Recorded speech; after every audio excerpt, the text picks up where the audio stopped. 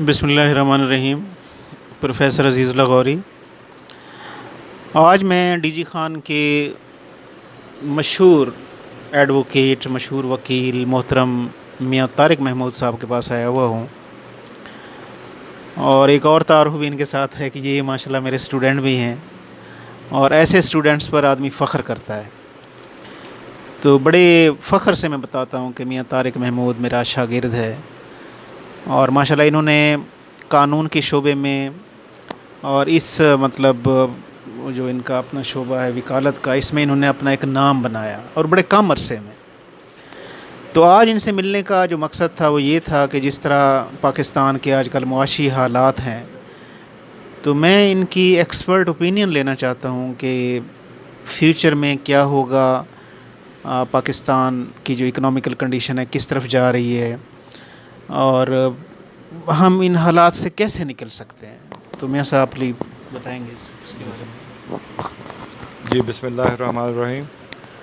जहाँ तक मुल्की हालात की बात कर रहे हैं, तो मेरी नज़र में किसी भी मुल्क के जो मुआशी हालात हैं उसको स्टेबल करने के लिए उस मुल्क के पॉलिटिकल हालात जब तक स्टेबल नहीं होंगे उस वक्त तक मुआशी स्टेबिलिटी भी नहीं आ सकती मुल्क में। और बदकिस्मती से पाकिस्तान में हमारे जब से पाकिस्तान बना है आज तक पॉलिटिकल स्टेबिलिटी आई ही नहीं है।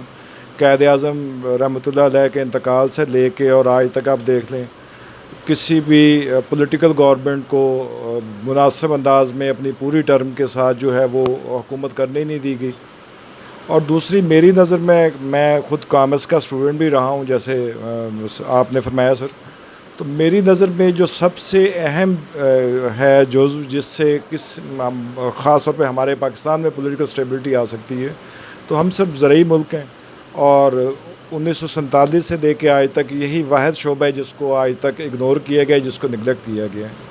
तो इन हालात में भी अगर मुल्क में ज़रई एमरजेंसी लगा दी जाए, और हमारी गवर्नमेंट के पास इतना फ़ंड ज़रूर है कि अपने जो किसान, हमारी ज़मीन इस वक्त जो है जो एग्रीकल्चर मकासद के लिए इस्तेमाल हो सकती है, उसका मोर दैन 50% इस वक्त भी बंजर पड़ी हुई है।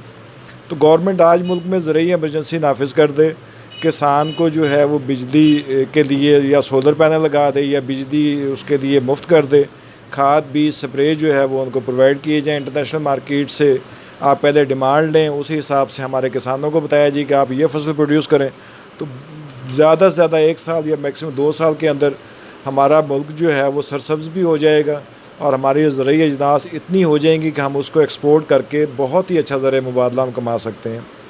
और दूसरी जो है मेरी नज़र में जो हमारा तालीमी शोबा है, उसमें भी बहुत बड़े नकाइस हैं कि हम सिर्फ़ डिग्री कागज़ के टुकड़े की सूरत में अपने तलबा को दे रहे हैं। हर साल सैकड़ों लाखों तलबा हैं डिग्रियां लेके फिर रहे हैं, उनके लिए जॉब नहीं है। तो और जिस शोबे को तालीम के मैदान में जिस शोबे को मेरी नज़र में सबसे ज़्यादा प्रमोट करना चाहिए था वो टेक्निकल एजुकेशन थी, और इत्तफ़ाक़ ऐसा कि पिछले 10-15 सालों में तब तालीम के शोबे में जिस हिस्से को सबसे ज़्यादा निगलेक्ट किया गया है वो वोकेशनल या टेक्निकल ट्रेनिंग जो थी, एजुकेशन थी, उसको निगलेक्ट किया गया।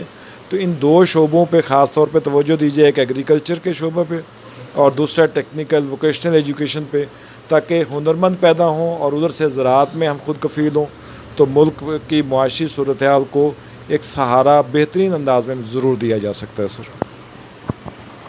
मियाँ साहब ने बड़ी अच्छी सजेशन दी हैं, लेकिन मियाँ साहब पाकिस्तान जो है ना ये एक सोने की चिड़िया है, मतलब 4 मौसम हैं, और स्विट्ज़रलैंड जैसी यहाँ पर जगह हैं, यहाँ पे टूरिज़म को हम डेवलप कर सकते हैं।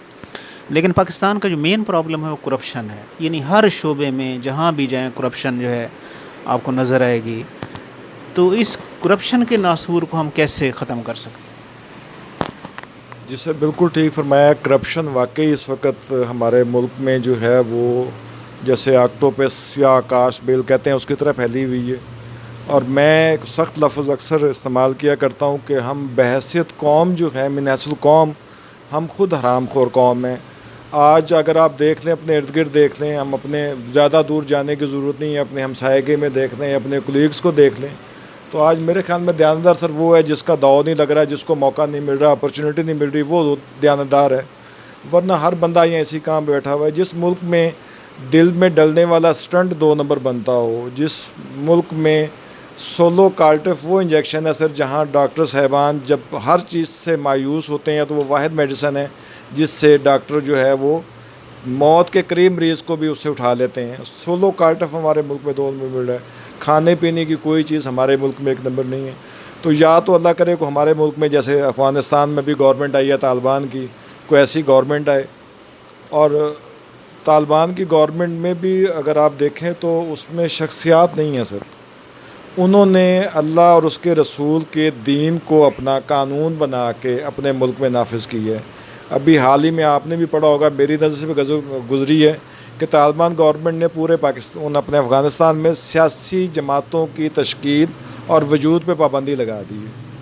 और यही काम हमारे मुल्क में भी हो सकता है। हमारा तो मुल्क वो है जो कलमा के नाम पे बना हुआ है। तो एक वाहिद चीज़ ये जिस नाम पे बना था वही चीज़ हमने छोड़ दी है। हमने कुरान को छोड़ दिया, अल्लाह के नबी के अहकामात को छोड़ दिया, हमने शरीयत को छोड़ दिया।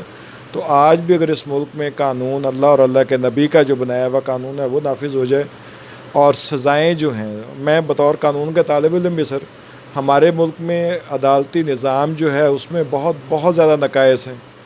कानून मौजूद है, उसकी अमलदारी नहीं है। और आजकल में आपने ख़ास तौर पे देख लिया होगा कि सुप्रीम कोर्ट तक एक आर्डर करती है, उस पर रियासत अमल दरामद करने पे तैयार नहीं होती। तो कानून की अमलदारी नहीं होगी, और कानून भी वो जो अल्लाह और अल्लाह के नबी का बनाया हुआ कानून है। हम कुरान को, इस्लाम को कहते हैं मुकम्मल ज़ाब्ता हयात है।